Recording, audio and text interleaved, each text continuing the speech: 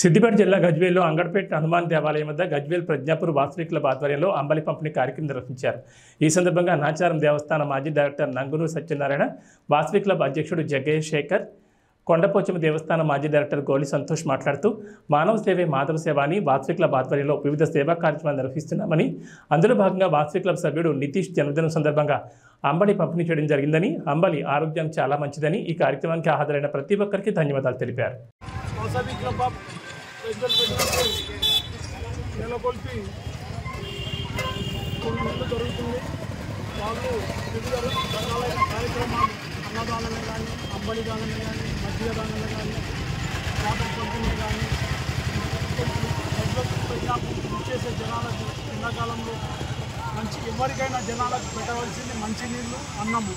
ఈ రెండు కార్యక్రమాలు డబ్బులు ఎన్ని ఇచ్చినా కూడా ఇంకా కావాలంటారు, కానీ మంచినీళ్ళు, అన్నం చల్లకుండా తృప్తిగా తిని తృప్తిగా మంచినీళ్ళు తాగి చల్లకుండా వాళ్ళు మొత్తం వీళ్ళకు నిండు నూరేళ్ళు ఆయురోగ్యంగా ఉండాలని ప్రతి ఒక్కరు ఆశీర్వదిస్తారు. అందు గురించి మా శేఖర్ గారు కానీ, మా వెంకటేష్ గారు కానీ, మా నవీన్ అన్న కానీ ఈ కార్యక్రమాన్ని మంచిగా ఎన్నుకొని ఇంత దిగ్విజయపరుస్తున్నందుకు మా ఆర్యవైశ్య సంఘం ప్రతి ఒక్కరు కూడా అమావాస అన్నదానమే కానీ, శివరాత్రి అన్నదానమే కానీ, ప్రతిదానికి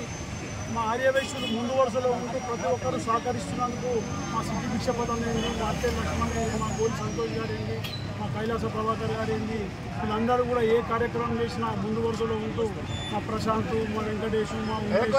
వీళ్ళందరూ కూడా మేము శ్రీపురం సత్యనారాయణ వీళ్ళందరూ కూడా ప్రతి కార్యక్రమంకు 8 గంటలకు రమ్మంటే వాళ్ళు 7:30కే వచ్చి ఇక్కడ సేవ చేస్తున్నందుకు వాళ్ళకు కూడా ప్రత్యేకంగా ధన్యవాదాలు తెలియజేస్తూ, ఈరోజు మా తాత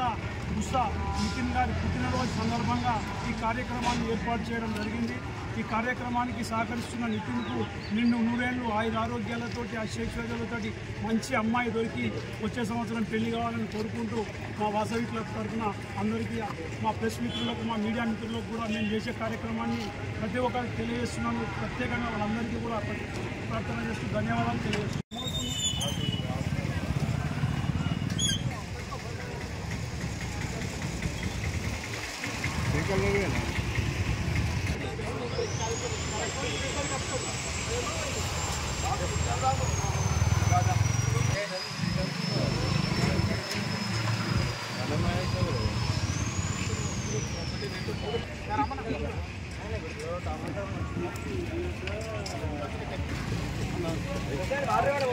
ముందుకు